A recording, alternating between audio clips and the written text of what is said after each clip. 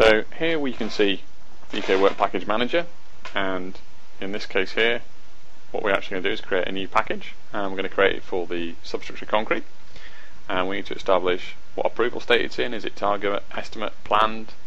So we need to pick one of those, in this case target. We also need to give it a colour, which will become apparent in a second, and we need to dictate what type of package it is. We then need to populate this package out, so we drag some quantities in from the cost plan, or the estimate in this case, into the package, and what we can then do is see the items that have actually been mapped into that package. The colour code was important because what we can see now is the model colour coded up by package, and if we start to isolate packages we can see the building in its different colour codes. And we can also see the information in terms of numbers as graphs, both pie chart and bar graphs, and we can also compare between the different stages of a particular work package, be it estimated, planned or bid, and compare the differences. We can also create summary work packages, so in this case all the concrete works, both sub and superstructure, very quickly, very easily. And what we can do is we actually have a tender comparison system in here in Work Package Manager, and if somebody just sends me back a flat number, I can actually take that number as a lump sum and I can distribute it against the subcomponents, so I can spread that money and pro rata it.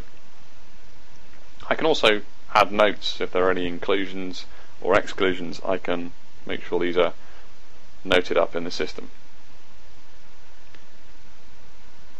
What I can also do is I can export the quantity information and the bill information out to the subcontractors in a particular format for Excel so they can fill their numbers in, and what we can then do is we can actually import this back in, which is what we've done with the first bid you see here.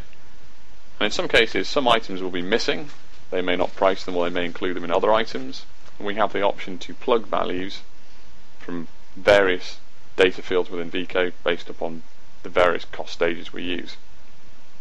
In this case we're going to select the value we plug here based upon the cost plan. What we can then do is award the bid to one of the subcontractors in use here. We can see the impact of that upon our estimate based against what we thought the bid was going to cost for this work package and what it actually costs, and we can compare that to our targets as well. And we actually need to start to deal with this information and feed it back. And one of the things we also like to be able to do is to be able to add markups or discounts onto particular packages, so we can review the data at the different stage gates and see how it moved, and if needs be we can apply a discount or a profit margin increase on this particular package as desired, and we can do it across multiple packages as well individually. We then need to take that data and feed it back into our price. So what we've done here is we can see all the information is there in the work package markup rate against all of the items to give us the value we need in our estimate.